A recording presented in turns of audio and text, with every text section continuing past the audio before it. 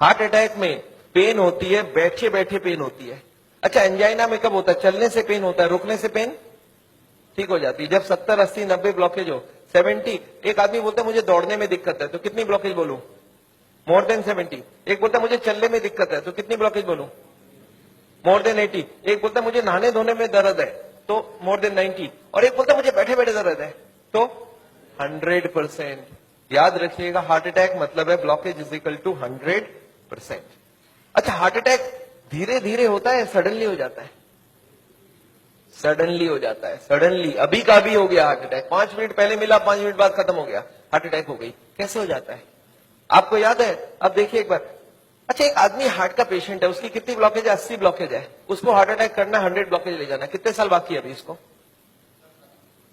10 साल बाकी है। पता चला 10 मिनट बाद हार्ट अटैक हो गया।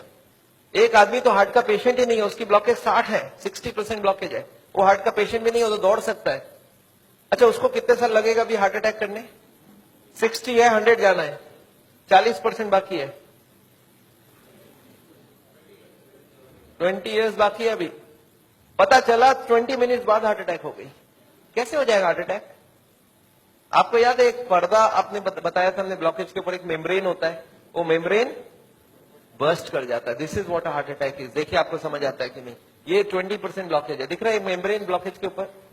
ये 40% ब्लॉकेज है, मेम्ब्रेन यहाँ पे है अभी। ये 60%, 70% ब्लॉकेज है, मेम्ब्रेन अभी भी है। और मेम्ब्रेन स्ट्रेच कर रहा है कि नहीं कर रहा है? करते करते एक दिन क्या होगा? मेम्ब्रेन बर्स्ट कर जाएगा। Membrane will rupture, membrane will snap, membrane will burst. और जैसे ही मेम्ब्रेन बर्स्ट करेगा क्या होगा? यहां से केमिकल यहाँ आएगी, और यहाँ पे खून जा रहा है, इस खून में क्या होगा? ब्लड केमिकल मिलेगा, और केमिकल मिलते ही ब्लॉकेज हो जाएगी 100%। This is called heart attack. 100% blockage कितने देर में बना? 5 मिनट में। 0 से 80 आने लगा था 40 साल, और 80 से 100 आने में 5 मिनट्स, 2 मिनट्स। अब एक बात बताइए, हार्ट अटैक को रोकना कैसे है? आपका दिमाग क्या बोल सकता है? मैं आपको समझाता हूं, एक एग्जांपल सोच लीजिए। एक नोट का गड्डी है, नोट का गड्डी समझते हैं? नोट के गड्डी में रबर बैंड लगा है, मैं हर दिन उसमें नोट घुसाए जा रहा हूं, और जब रबर बैंड टाइट हो गई तो आपको मैंने पूछा क्या करूं कि रबर बैंड ना फट जाए, तो आप क्या जवाब देंगे हमको? नोट घुसाओ मत। आप ये पूछेंगे सर अभी तक रबर बैंड फट गया क्या? मैं बोला नहीं, अभी तक नहीं फटी है। आप बोलिए एक काम करना, कल से नोट घुसाना मत, देखना फटेगा नहीं। ये काम बात ठीक लग रहा है कि नहीं लग रहा है आपको? घुसाना बंद करो। और मैं एक स्टेप और आगे जाता हूं कि कुछ नोट निकाल लो कि रबर बैंड ढीला हो जाए, अब फटने का क्या चांस है? एकदम नहीं है। एंड यही बात मैं हार्ट के पेशेंट को समझाता हूं। मैं बोलता देखो अभी जहां तक चले गए चले गए, अब आप ब्लॉकेज को बढ़ाओगे तो एक ना एक दिन हार्ट अटैक होगा। कब होगा हम नहीं जानते, पर कभी ना कभी हो सकता है। आज 80 है, मालूम नहीं 90 में पर्दा फट जाए। ये पर्दा कब फटेगा हमको नहीं मालूम है। हर आदमी का पर्दा अलग अलग है, हर आदमी की मेम्ब्रेन अलग अलग स्ट्रेंथ की है।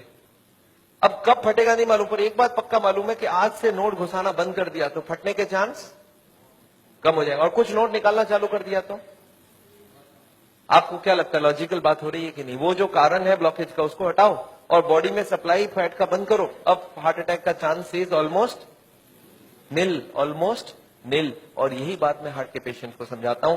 आपको क्या लगता है, सही हुआ कि नहीं हुआ? कॉमन सेंस के बात यही बोलता है कि नहीं, ब्लॉकेज का कारण को हटाओ और खत्म करो बात। तो ये है हार्ट अटैक रोकने का उपाय। मैंने देखा है बहुत सारे पेशेंट ये करते नहीं है, वो खाना पीना गलत खाते रहते हैं, दवाइयां खाते हैं। कार्डियोलॉजिस्ट को पूछ भी लेते हैं कि डॉक्टर साहब मैं आपसे दवाई ले रहा हूं तो आपके अंडर में हो गया ना? डॉक्टर बोलता है हाँ मेरे अंडर में हो। बोलता है डॉक्टर साहब कभी हार्ट अटैक हो जाए तो आप कहां मिलोगे? मैं अभी ब्लॉकेज बढ़ा रहा हूं, आप सिर्फ हमको बताओ हार्ट अटैक के वक्त आप। अच्छा, कार्डियोलॉजी भी बड़ा खुश रहता है, बोलता है मेरा मोबाइल नंबर रखना, जब भी हार्ट अटैक हो मुझे इन्फॉर्म करना और मैं आपको बताऊंगा कहां पहुंचना है, और मैं भी वहीं पहुंचूंगा, फिर आपको बचाने की पूरी कोशिश करूंगा। पर हार्ट अटैक के बाद, हार्ट अटैक के पहले करने का कुछ जरूरत? आपको क्या लगता है, सही बात हो रहा है गलत हो रहा है? अरे हार्ट अटैक के पहले ही रोक लो ना कि हार्ट अटैक। पर मैंने देखा आजकल ऐसा ही कुछ हो रहा है। Anyway I don't want that. अच्छा एक बात बताइए, ये जो पेशेंट है जिसका ब्लॉकेज बढ़ रहा है, ये सब जानता भी नहीं है क्या क्यों ब्लॉकेज बढ़ रहा है। कार्डियोलॉजिस्ट के पास जाए तो उसको बता देना चाहिए कि नहीं किस लिए ब्लॉकेज हो रहा है। अच्छा, अगर हार्ट के हॉस्पिटल में आप चले जाएं तो वो लोग भी यही सब बात करेंगे ना आपसे? क्या लगता है, हाँ या ना? वो लोग क्या बात करेंगे? उनके पास दो प्लान है, एक है बाईपास सर्जरी और एक है एंजियोप्लास्टी। अच्छा, इतनी कॉमन सी बात है, ब्लॉकेज का कारण को रोको, वो इसको नहीं बता के बाईपास एंजियोप्लास्टी क्यों बोल रहे हैं? आपको क्या लगता है? आगे पहले कॉमन बात बताओ, फिर तो बाईपास सर्जरी एंजियोप्लास्टी की बात करते हैं। वो लोग चाहते नहीं है ये सब ज्यादा, वो बोलते हैं भाई हमारी बाईपास की काम अच्छी। अच्छा, वो लोग कैसे ले जाते होंगे आपको उस तरफ, मैं आपको समझाना चाहता हूं कैसे ये सिस्टम बन गया कि वो बाईपास एंजियोप्लास्टी की तरफ चले जाते आदमी। मैं आपको समझाता हूं। एक आदमी है, ऑर्डिनरी आदमी है, खाने में खूब चर्बी खाता है, उसको क्या मालूम इससे ब्लॉकेज होता है, सिगरेट उगरेट पी रहा है। एक दिन चलते चलते वो देख रहा है जब मैं स्पीड लेता हूं मेरे को यहाँ पे दर्द हो जाती है, फिर मैं रुक जाता हूं, दर्द ठीक हो जाती है। कितनी ब्लॉकेज है? 80। चलने में स्पीड लेते ही दर्द हो रहा है, जब वो दादर चढ़ता है, सीढ़ियां चढ़ता है, उसको दर्द होता है। तो कितनी ब्लॉकेज हो गई? 80। अच्छा, वो बताएगा क्या किसी को? सोचता है कि अभी तो मैंने फील किया है, अगर घर में जाके बता दूंगा घर वाले परेशान हो जाएंगे। एक तो ऐसे ही वो परेशान है, इतने सारे कॉम्प्लिकेशंस है घर पे, और मैं ये भी बता दूं तो झंझट हो जाएगा। बताता नहीं है। कितने दिन तक नहीं बताता है? 2 4 6 महीने तक वो खींचता रहता है। क्या करता है? जब भी स्पीड लेने का काम होता है बोलता है मैं धीरे धीरे जाऊंगा, आप छोड़ दो, चल जाने दो। जब दादर चढ़ना होता है तो धीरे से चढ़ता है, सामान उठाना होता है नहीं उठाता है, पर धीरे धीरे पता चल जाता है। एक दिन वाइफ बोलती है आप स्पीड में चलिए, पेशेंट बोलता है मेरे से स्पीड नहीं चला जाता। बोला क्यों? बोलता मेरे को यहाँ दर्द होती है। वाइफ बोला आपने कभी बताया नहीं? बोलता नहीं वो तो थोड़े दिन से हो रहा है ना, कुछ दिनों से। वाइफ अब छोड़ देगी वाइफ या नहीं छोड़ेगी? वाइफ बोलती चलो कल डॉक्टर के पास जाएंगे। तो लोकल कार्डियोलॉजिस्ट के पास पहुंच गए। अच्छा, लोकल कार्डियोलॉजिस्ट को जाके बता दिया कि डॉक्टर साहब जब मैं स्पीड लेता हूं तो यहाँ पे छाती में दर्द हो जाता है, फिर रुकता हूं ठीक हो जाता है। अच्छा, उनको कुछ आइडिया लग जाएगा? वो ईसीजी करके देखते हैं, उसमें कुछ नहीं आता है। पेशेंट बोलता है सर ईसीजी में नहीं आएगा, आप चला के ईसीजी लीजिए तब आ जाएगा। उसको मालूम है चलने से दर्द होता है, तो डॉक्टर स्ट्रेस टेस्ट कराता है, उसमें खराबी आ गई। अब इसका मतलब क्या हो गया? हार्ट की बीमारी है या नहीं है? ऑलमोस्ट पक्का हो गया। अब कार्डियोलॉजिस्ट क्या बोलते हैं? बोलते देखो आपको हार्ट की बीमारी हो गई है। पेशेंट घबरा जाता है, बोलते सब क्या करूं? बोलते एक काम करो, मैं एक हॉस्पिटल का नाम लिख के देता हूं, उसमें चले जाओ, और एक कार्डियोलॉजिस्ट का नाम लिख के देता हूं, उसके पास चले जाना, और वहां पे वो जाके एंजियोग्राफी करेंगे, उससे पता चलेगा ब्लॉकेज है या नहीं है, और उसके बाद वो बाईपास सर्जरी एंजियोप्लास्टी जो भी बोलेंगे वो सब करवा लेना। पेशेंट बोलता है इसका मतलब वो सब करा लो। बोला हाँ, जो भी निकलेगा उस हिसाब से करा लेना। पेशेंट बोलता है सर और कोई बात? बोला एक काम कर देना मेरा, उनको बता देना मैंने ही आपको वहां पे भेजा है। अच्छा, इसका भी कुछ फायदा है ना? अच्छा, अब आप कहां चले गए नेक्स्ट डे? पेशेंट पहुंच गया हार्ट के हॉस्पिटल में, कार्डियोलॉजिस्ट को बता दिया कि मैं स्पीड लेता हूं, मेरे को छाती में दर्द होता है। कार्डियोलॉजिस्ट को कुछ समझ आ गया क्या? उनको बहुत अच्छे से समझ आ गया, एक नया पेशेंट आ चुका है। अच्छा, वो बोलते नहीं ऐसा, वो क्या बोलते हैं? वो बोलते हैं मेरे को डाउट है ये ब्लॉकेज है या नहीं है। अच्छा, पेशेंट खुश हो जाता है। पेशेंट बोलता है वो डॉक्टर तो मेरे को डरा ही दिया था, बोलता हार्ट की ब्लॉकेज है, और ये बड़ा डॉक्टर ये बोलता है मेरे को डाउट है। पेशेंट बोलता है मेरे को हार्ट की बीमारी हो ही नहीं सकता। अरे मैं कभी कोई गलत काम किया ही नहीं, सिगरेट तो बहुत लोग पीते, मैं भी पीता हूं, और चर्बी उर्बी तो बहुत लोग खाते, मैं तो थोड़ी बहुत ही खाता हूं। तो पेशेंट क्या सोचता है कि कुछ निकलेगा तो नहीं, डॉक्टर ठीक ही बोल रहा है, कुछ मिलेगा ही नहीं। पेशेंट बोलता है सर कोई उपाय है, पता चल जाए ब्लॉकेज कितना है। कार्डियोलॉजिस्ट बोलते हैं वैसे एंजियोग्राफी कर लेते हैं, आपको देख लेते हैं है या। अच्छा, पेशेंट मान जाएगा नहीं मान जाएगा? पेशेंट बोलता है सर कोई भी टेस्ट हो मैं तैयार हूं, आप बोलो क्या क्या कराना है। बोलते नहीं, आपको एडमिट करके आपके अंदर एक तार घुसाएंगे और उसमें जान भी जाने की चांस है। अच्छा, पेशेंट फिर भी नहीं चाहता है कुछ, तो बोलते बिना तार घुसाए कुछ कर लीजिए ना, पता करना है ना ब्लॉकेज, कर लीजिए आप। कार्डियोलॉजी बोलते नहीं, एंजियोग्राफी बिना कुछ नहीं पता चलेगा। अच्छा, एंजियोग्राफी हो जाएगा नहीं हो जाएगा? एंजियोग्राफी हो जाता है। पेशेंट बोलता है चलो एक बार करा लेते हैं, फिर घर जाके सोचेंगे ब्लॉकेज मिल तो जाए, देखे तो सही कितना है, फिर जाके घर में। अच्छा, पेशेंट प्लान कर लेता है। क्या प्लान करता है? कि मेरी 30-40 ब्लॉकेज तो हो सकती है, मैंने गलत काम किया है, बड़े दिनों से मेरे को कोई ने बोला था फैट नहीं खाना, मैं खाया हूं, सिगरेट नहीं पीना, मैंने पिया हूं, तो कुछ ब्लॉकेज मिलेगा। और प्लान क्या बनाता है कि घर जाके कल से सारा खाना पीना बदल दूंगा, वॉकिंग चालू कर दूंगा, एक्सरसाइज चालू कर दूंगा। एकदम प्लान करके एंजियोग्राफी में जाता है कि कल खाली रिपोर्ट लेके घर जाना है। अच्छा, रिपोर्ट में कुछ, एंजियोग्राफी होने के बाद रिपोर्ट में कुछ मिलेगा या नहीं मिलेगा? रिपोर्ट में एंजियोग्राफी में कितनी ब्लॉकेज मिलेगी? 70, 80 है 90। अच्छा, जब 80 ब्लॉकेज मिल जाए, कार्डियोलॉजिस्ट सडनली बदल जाता है, वो बोलते हैं you are very lucky. Patient बोलता है लकी मतलब कुछ भी नहीं मिला आपको? बोला लकी इसलिए कि आप ठीक टाइम में यहां तक पहुंच गए, थोड़ा सा लेट आते तो कुछ भी हो सकता था। पेशेंट बोलता है इसका मतलब कुछ सीरियस बात है। बोला आप बचे कैसे, मेरे को समझ नहीं आ रहा है। यू आर वेरी लकी, अभी तक बच गए आप। अब आपका बचने का चांस बहुत कम है। पेशेंट बोलता पर हुआ क्या है? बोलता 80% ऑलरेडी फिनिश्ड, बस अब बस थोड़ा सा ही है। You are carrying an atom bomb. अच्छा, पेशेंट बोलता है सर एक काम कीजिए, आप रिपोर्ट मुझे दे दीजिए, मैं घर जाऊंगा। बोलते घर आप पहुंचेंगे कैसे? उसके पहले हार्ट अटैक हो जाएगा। अच्छा, आपको क्या लगता है, डॉक्टर को मालूम है कि हार्ट अटैक कल होगा, आज होगा? उसको तो ये भी नहीं मालूम 70 है, 80 है या 90 है। क्यों ऐसा बोला जा रहा है? To create a fear. और फियर से क्या होगा? फिर ऑपरेशन के लिए इमीडिएटली, बहुत सारे लोगों को इतना बोलने का जरूरत ही नहीं हो, तो इमीडिएट तैयारी हो जाता है। हार्ट का सुनते हैं उसके मन में ऐसे ही डर रहता है, उसको ज्यादा डराने का। पर कभी कभी पेशेंट बोलता है सर एक बात बताइए, ब्लॉकेज तो कल भी था, ब्लॉकेज तो आज भी है, कल तक तो मैं सारा ही काम कर रहा था, ये पेन तो मेरे को बड़े दिनों से है, मैं अब तो पता चला हूं। तो आप एक काम करिए, मेरे को आप डिस्चार्ज कर दीजिए, मैं घर जाके फिर सोचूंगा। बोला नहीं, आप एक काम कीजिएगा, आप करवट भी लेंगे ना तो हमको पूछ लीजिएगा। पेशेंट बोलता है नहीं सर मैं तो घर जाऊंगा। बोला आप रुकिए, आपके घर वालों से मैं पूछता हूं। अच्छा, घर वाले बाहर कौन कौन वेट कर रहे होंगे? सारा खानदान वेट कर रहा होगा। वहां पे जाके क्या बोलना है कि patient is very critical, any moment he can die. आप बोलो मैं बचाने की कोशिश करूं और जाने दूं। अच्छा, आंसर क्या होगा? वाइफ क्या बोलेगी कि जिंदगी भर इन्होंने मेरे लिए किया, आज मेरे को चांस मिला, आज तो मैं ऑपरेशन। वाइफ बोलती है कोई चीज का भी, कोई भी कंजूसी हमें नहीं करना है, इनको तो बचाना। अच्छा, बेटा मानेगा कि नहीं? एक बेटा बड़ा समझदार होता है, बोलता है डॉक्टर को, डॉक्टर साहब एक बात बताइए, मैंने सुना है कोलेस्ट्रॉल की वजह से ब्लॉकेज होता है, इनका कोलेस्ट्रॉल हाई है, तो क्या करूं कि कोलेस्ट्रॉल कम हो जाए? खाने पीने में क्या क्या चेंज लाना चाहिए? अच्छा, कार्डियोलॉजिस्ट मान जाएंगे इनसे बात में, वो बोलेंगे you are wasting my time, he is dying and you are talking all this rubbish. अच्छा, तब तक और जितने परिवार वाले बोले नहीं नहीं ऑपरेशन होना ही चाहिए। मेरे एक पेशेंट थे, बोले डॉक्टर साहब मेरे साथ पूरा ऐसे ही हुआ, मैं तो खाली एक बार टेस्ट कराने गया था और उसके बाद वो ऑपरेशन करके ही भेजे मेरे को वापस।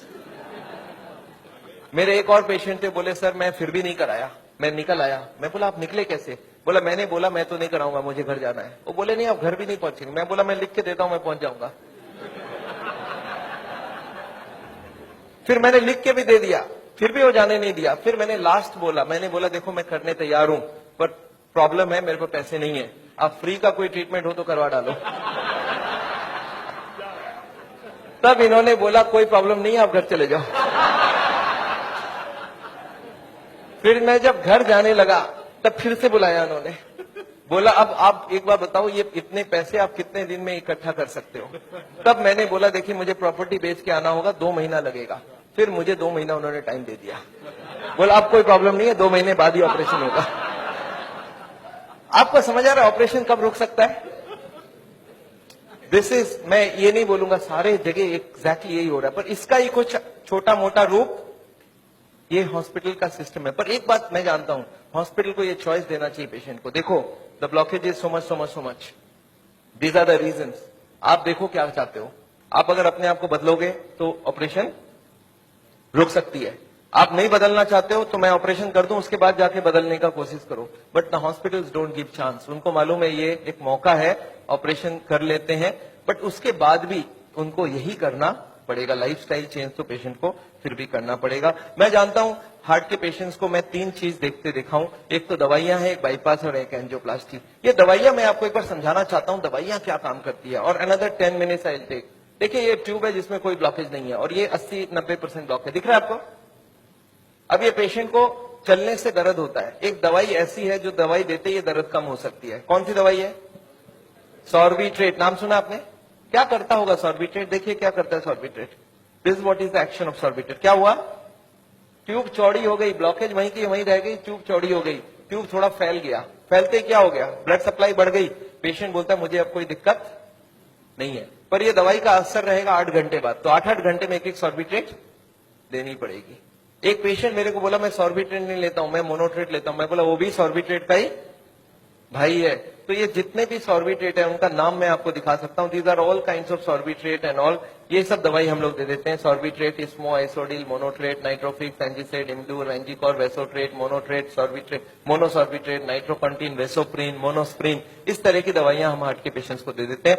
एनीवे, दवाइयां बहुत सारे तरह की मिलती है। एक होता है हार्ट की ऑक्सीजन की जरूरत को कम कर देता है, इसको बोलते हैं beta blocker, calcium channel blocker, फिर एस इनहिबिटर, ऐसे करके बहुत सारी गोलियां हम लोग हार्ट के पेशेंट्स को दे सकते हैं। I am not going to go into that detail. कुछ ब्लड पतला करने का दवाई भी देते हैं, आपने देखा है नाम, इकोस्प्रिन, कोल्स्प्रिन, एएसए, डेलिस्प्रिन, डिस्प्रिन, क्लोपिक्रेल, क्लोपिलेट, क्लोपिवास, सिरुविन, क्लैबिक्स, क्लोट्रेल, प्लाजरिल, स्ट्रोमेक्स, डीप्लैक, इस तरह की गोलियां हम लोग देते हैं ब्लड को पतला करने के लिए। पर ये गोलियां देने से भी पेशेंट ठीक नहीं होता है, तो इसके लिए मैं चाहता हूं वो लाइफस्टाइल चेंज करें, अपनी ब्लॉकेज को कम करें कि उनको देने की जरूरत पड़े ही नहीं। अच्छा, ये गोलियां इतनी खाएगी, इसके साइड इफेक्ट्स होती है क्या? अगर साइड इफेक्ट होती है कॉन्स्टिपेशन, तो कॉन्स्टिपेशन की और गोली दूंगा, और एसिडिटी हो जाए तो एसिडिटी की गोली दूंगा, और नींद ना आए तो नींद की गोली दूंगा। अच्छा बताइए, बीमारी ठीक हो रहा है कि नहीं हो रहा है? आई एम नॉट कीन, मैं जानता हूं दवाई आज जरूरत है, पर कल दवाई की जरूरत ना हो उसका बंदोबस्त करना बहुत जरूरी है। इसके बाद चलते हैं, ये एंजियोग्राफी क्या चीज है। हॉस्पिटल में जाते हैं, एंजियोग्राफी करते हैं, और ये एंजियोग्राफी मुझे पसंद क्यों नहीं है मैं आपको बताना चाहता हूं। This is what is the problem with angiography. एक तार आपकी पूरे बॉडी को स्क्रैच करके हार्ट तक लेके जाना है। ये तार यहां से जो घुसेगी, 1 metre wire is inserted into the body till it reaches the heart. It is a blind procedure. Blind मतलब क्या? आप घुसा दो, ये अंदर जाती जाएगी, और अगर अटक गई तो वापस खींच के फिर से ट्राई करना होगा। मतलब वो अंदर स्क्रैच करेगा ही करेगा, पूरे बॉडी को स्क्रैच करती है। वो लिखवा लेते हैं कि अगर हार्ट अटैक हो गया तो मेरी कोई जिम्मेवारी नहीं है, और ये पूरे बॉडी को ये पंक्चर भी कर सकता है। मैंने ऐसे ऐसे पेशेंट देखे हैं कि एंजियोग्राफी के वक्त ही डेथ हो गई। एंजियोग्राफी में पैर को काटना पड़ा अल्टीमेटली, क्योंकि वो पैर की ट्यूब को डैमेज कर दिया। तो एंजियोग्राफी मैं नहीं चाहता हूं। और उसके बाद क्या होगा? इनएक्यूरेसी अबाउट द रिपोर्ट, और उसके बाद pressure from the cardiac doctors for the next operation. Patient को लगता है मेरे को इमरजेंसी हो गया, बट इमरजेंसी प्रिसिपिटेट कराया जा सकता है। एनीवे, ये एंजियोप्लास्टी जो है, ये दो ऑपरेशन, दो चीज वो लोग करते हैं, एक एंजियोप्लास्टी, एक बाइपास सर्जरी। मैं एंजियोप्लास्टी 2 मिनट आपको समझाना चाहता हूं। What is this angioplasty? एक स्टेंट लगाते हैं, सुना आपने नाम? एक रिंग लगा देते हैं हार्ट में। What is this? Let me explain what is this. पिछले 20 साल में जो एंजियोप्लास्टी है, ये बार बार फेल किया और बार बार इसको सक्सेस बताया गया। पहले आई थी बैलूनिंग, बैलून एंजियोप्लास्टी। उसके बाद बहुत सारे तरह के एंजियोप्लास्टी आई, ऑर्डिनरी स्टेंट आई, फिर गोल्ड स्टेंट आई, फिर रोटा ब्लेडर आया, रेडियो एक्टिव स्टेंट आई, लेजर एंजियोप्लास्टी आई, आजकल चल रहा है ड्रग कोटेड स्टेंट। पर ये सारे के सारे फेल हुए हैं। क्यों फेल हुए, एक बार समझाना चाहता हूं। देखिए, ये बैलूनिंग क्या चीज है। याद है आपको, एंजियोग्राफी के वक्त तार अंदर घुसाई थी, वो कहां तक गई थी? हार्ट तक, यहां तक तार आई थी।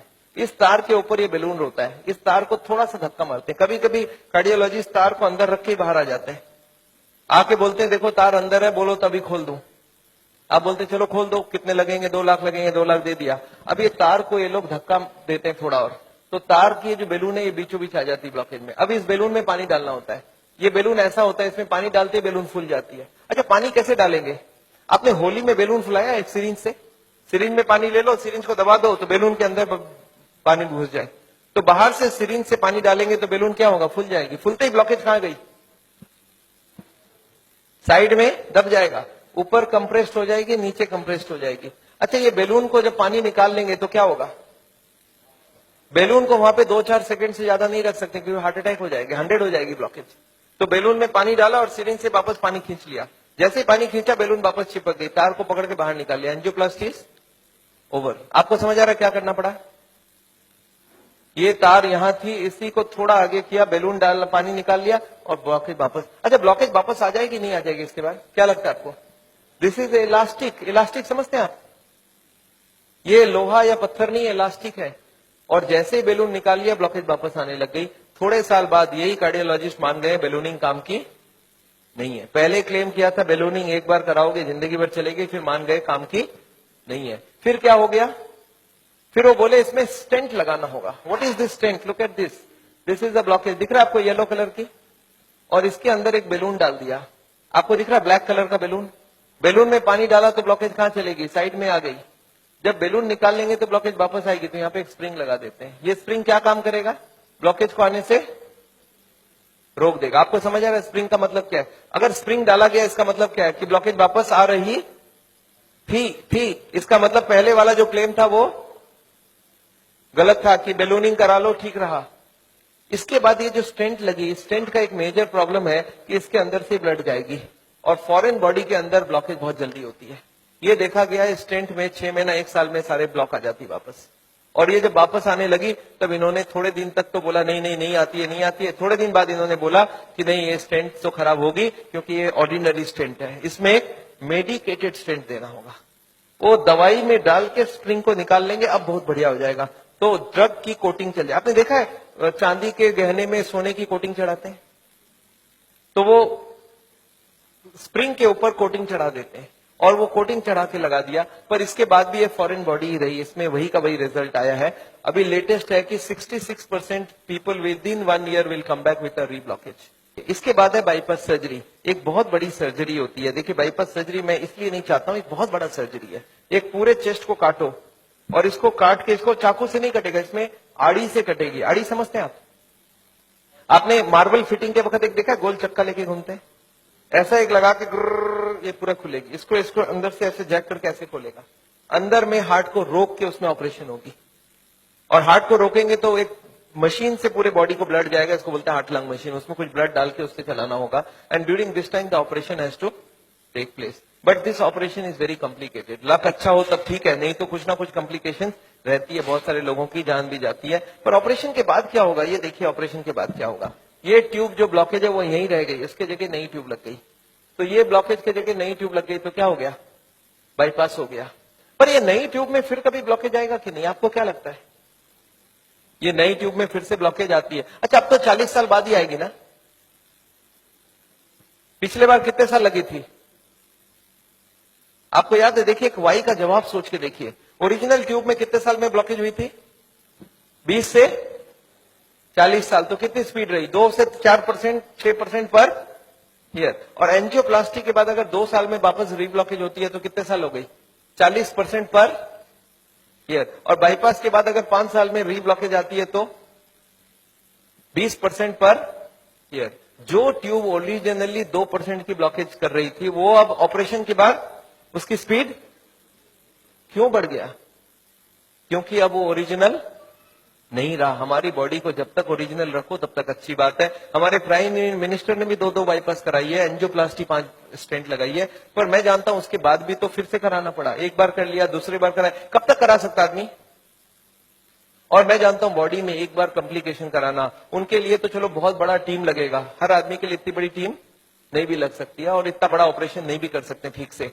पर मैं जानता हूं अगर ऑपरेशन बिना ही हमारी काम बन जाए, अगर हम लाइफस्टाइल को ही चेंज करके कर सकते हैं तो हम ऑपरेशन क्यों करवाएं? And this is what is the contention. Nevertheless मैं हार्ट के पेशेंट को एक ही चीज समझाता हूं कि ब्लॉकेज अगर रिवर्स करना है तो उसके लिए थोड़ा आपको एक्यूरेसी करना होगा। What is this accuracy? You understand? This is the accuracy. इस पिक्चर को आपने देखा है, इसमें एक्यूरेसी लिखा है। कितना एक्यूरेसी है इसका मतलब? मैं आपको समझाता हूं। ये एक ड्रम है, ये ड्रम में मैं पानी भरना चाहता हूं और इसमें 15 छेद है। आप बताइए कितनी छेद बंद करने से ड्रम भरेगी? याद है 15 कारण है। अब इसमें से कितने को कंट्रोल करूं कि ड्रम भर जाए?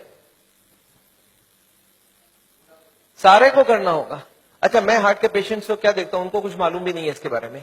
वो क्या बोलते हैं, मेरा कोलेस्ट्रॉल कंट्रोल है, ट्राइग्लिसराइड ज्यादा है, शुगर कंट्रोल है, बीपी ज्यादा है। मैं बोला ऐसे नहीं चलेगा, सारे होल बंद चाहिए मुझे।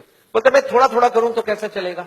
मैं बोला थोड़ा थोड़ा से काम नहीं चलेगा। बोलते मैं बीपी कम किया हूं पर पूरा कम नहीं कर रहा हूं, 120 नहीं लड़ रहा हूं, 140 ही रखा हूं। मैं बोला नहीं चलेगा, मुझे सारे फैक्टर्स एक साथ कंट्रोल चाहिए। हाँ, इसके लिए शुगर, बीपी, कोलेस्ट्रॉल, ट्राइग्लिसराइड आपसे कम नहीं हो रहा, मैं दवाई देके कम कर देता हूं। पर स्मोकिंग आपको पूरा ही बंद करना होगा, खाने में तेल आपको बंद करना होगा, एक्सरसाइज आपको करना पड़ेगा, ओवरवेट कम करना होगा, खाना पीने में फाइबर ज्यादा डालना होगा। अच्छा, ये सब संभव है क्या लोगों के लिए? यस, क्या प्रॉब्लम है? ये तो सिंपल सी बात है। इसको क्यों नहीं कर सकते? क्यों नहीं सिगरेट बंद कर सकते? क्यों नहीं मीट बंद कर सकते? क्यों नहीं तेल घी छोड़ के आप अलग तरीके से खाना बना सकते हैं? तो all these if you do there is no problem. Nevertheless मैं जानता हूं, एक और छोटा सा चीज आपको बताना चाहता हूं। अभी एक और नई जो टेक्नोलॉजी आ गई है, आदमी को, मैं सोचता था बिना काटे कुछ हो सके। ये हमारी कुकिंग की क्लास है। This is a cooking class. मैं हार्ट के पेशेंट्स को ट्रेनिंग देता हूं। This is my dietitian teaching cooking, 0 oil cooking to the patients wifes. मैं हार्ट के पेशेंट्स को योगा सिखाता हूं। मैं बोलता हूं कैसे भी करो, योगा करो। आप योगा करने की बहुत जरूरी है। उसके साथ उनको क्या करना चाहिए, क्या नहीं करना चाहिए, कितनी सामान उठानी चाहिए, गाड़ी चलानी चाहिए, स्कूटर चलाना चाहिए, ऑफिस जाओ तो क्या प्रिकॉशन लो, दादर चढ़ो तो क्या प्रिकॉशन लो, आगे कौन सी योगा करो, कब तक करो, कौन सी मेडिसिन लो, कब तक लो, एंड फॉर दिस हाँ मैं एक मैगजीन भी निकालता हूं, इसका नाम है साउल टाइम्स। ये मैगजीन मैं हर महीने निकालता हूं, दिल्ली से निकलती है, हिंदी और इंग्लिश में। अच्छा, आपको एक फॉर्म दिया गया है क्या, ऐसा देखिए तो, have you got a form like this? ये फॉर्म में अगर आप अपनी नाम एड्रेस भर के देंगे तो आपको ये मैगजीन आगे आपको मिलता रहेगा हर महीने, हिंदी में इंग्लिश में दोनों में मैगजीन है। और इसके साथ एक छोटा सा और क्वेश्चन ये रखा है कि यहाँ पे अगर हम लोग ऐसा कोई कैंप करवाएं, so how many people will be interested to join such a camp? 1 दिन का या 2 दिन का ऐसा एक कैंप अगर हम करवाएं तो कोई इंटरेस्टेड हो तो प्लीज फिल इट अप। मेरे को लोग बोलते हैं डॉक्टर साहब इतनी सारी बातें अगर कैसे याद रखूंगा, मैंने बहुत मोटी मोटी किताब लिखी है। आदमी बोलता है सर छोटा सा कुछ दीजिए ना कॉपी, तो मैंने एक ऐसी किताब बनाई है जिसका नाम है पॉकेट गाइड। एक 30 रुपीज की किताब है, कोई 2 घंटा बैठ के पढ़ ले तो जितनी बातें मैंने बताई है सब इसमें लिख के रखा है। So this book I have brought over here. मेरे ख्याल से बाकी बुक्स तो मैं नहीं ला सकता हूं क्योंकि hundreds of books are there, तो मैं ये बुक लाया हूं। कोई को लगता है कि मैं पढ़ना चाहता हूं और कोई को पढ़ाना चाहता हूं, हार्ट के पेशेंट को जरूर पढ़ाइए। 30 रुपीज की गिफ्ट होती है, you can give it to anybody and they will learn things from the book. तो ये बहुत जरूरी है। मैं जानता हूं, मैं ये मैगजीन पिछले 10 साल से रन करता हूं and it is gone all over the world. मैं एक नई टेक्निक आपको इसी वक्त बताना चाहता हूं। There is a new machine which has come which can open the collaterals. देखिए कोलैटरल्स का क्या मतलब है, ये ब्लॉकेज है। बाईपास सर्जरी में क्या करते हैं, एक नई ट्यूब लगा देते हैं। इसमें क्या करते हैं, जो हार्ट की ये ब्रांच है और ये ब्रांच है, इनको जोड़ देते हैं आपस में, and there are so many small tubes, जो इसको जुड़ जाए तो ब्लड यहां से आने लगे।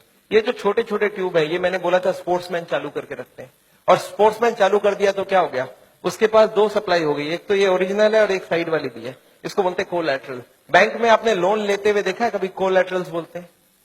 कोलैटरल मतलब क्या, कि ये फेल हो जाए तो दूसरा कोई होना चाहिए। तो ये कोलैटरल्स भगवान ने हमें दे के रखा है। ओरिजिनल तो था ही था, एक कोलैटरल भी देके रखा, कभी ये फेल हो जाए तो ये चालू करना। अच्छा, ये अगर चालू हो जाए बिना ऑपरेशन के तो इससे अच्छा कुछ नहीं हो सकता। And this is a new machine, new technology which has कम। देखिए हमारे मेडिकल साइंस की टेक्नोलॉजी बिना कांटे वाली टेक्नोलॉजी है। ये देखिए ये ट्यूब्स है जिसमें कोई कोलैटरल्स चालू नहीं है, और ये है ट्यूब्स के सारे कोलैटरल्स चालू हो गए। आपको समझ आ रहा है डिफरेंस दोनों के अंदर?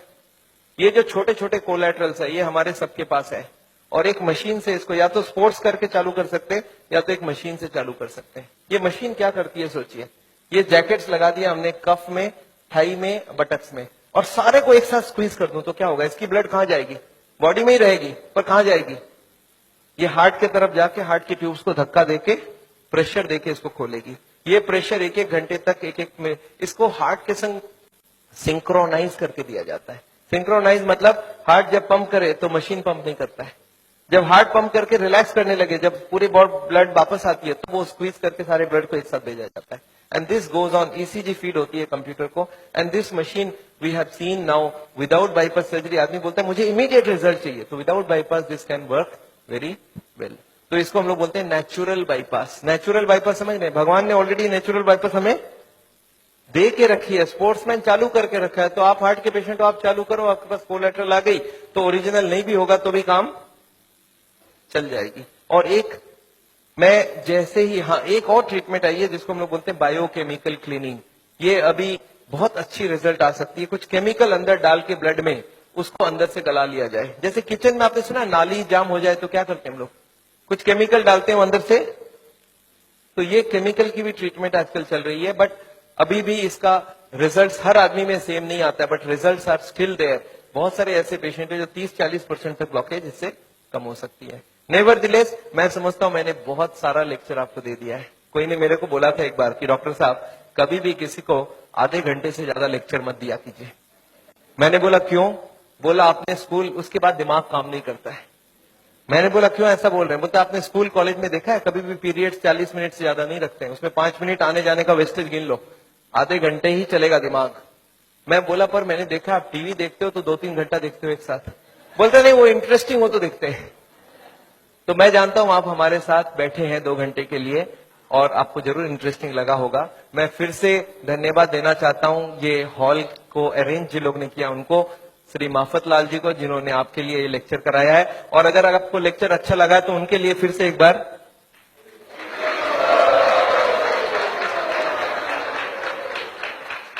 एनीवे मैं जानता हूं मैंने लेक्चर तो खत्म किया है और मैं चाहता हूं कि आपके पास अभी भी कोई क्वेश्चंस जरूर होंगी।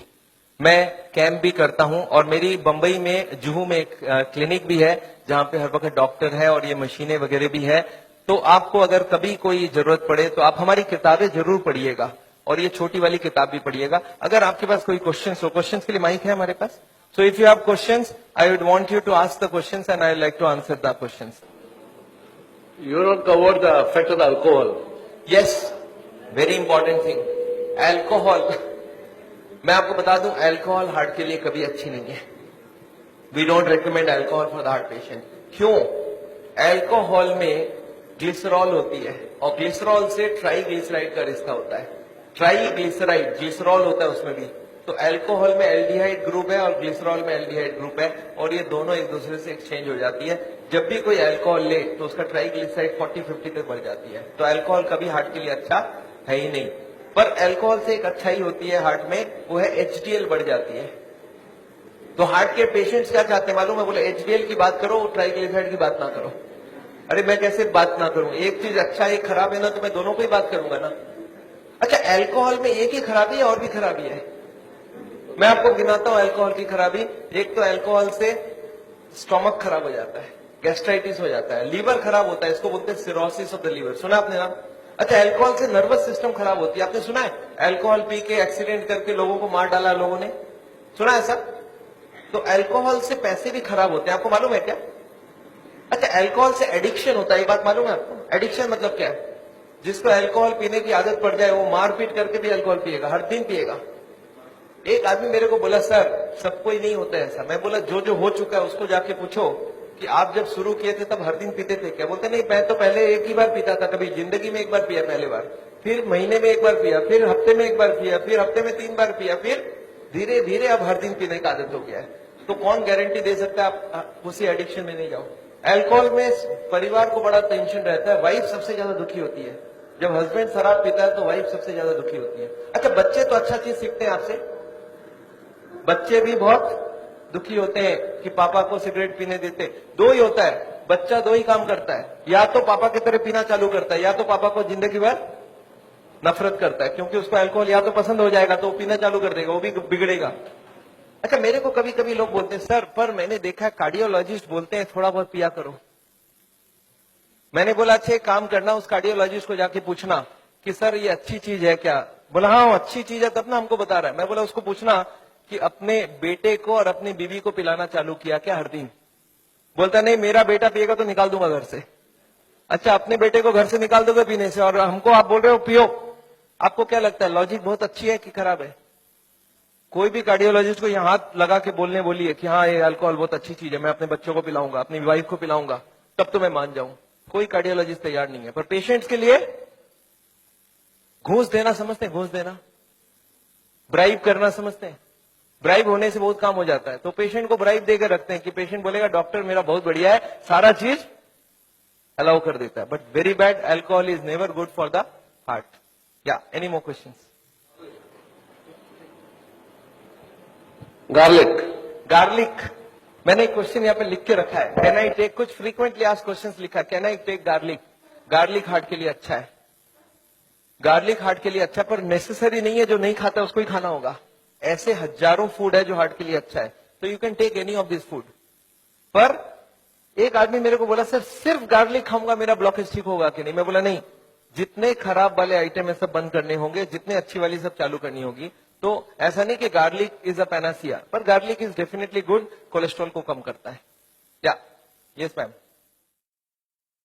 सीटी एंजियोग्राफी बंबई में बहुत सारी जगह, मेरे ख्याल से कम 20 मशीनें लग गई है। हम जहां करवाते वो चित्रा करके है दादर में, they charge 6000 rupees.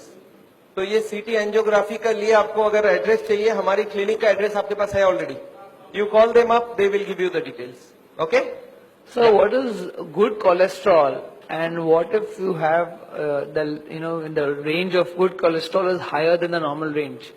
So how does it affect the heart, and what is? See, good cholesterol को good क्यों बोला जाता है? It goes to the blockage, picks up the cholesterol and takes it out. So good cholesterol, if you can increase it, is wonderful. We want more than 40.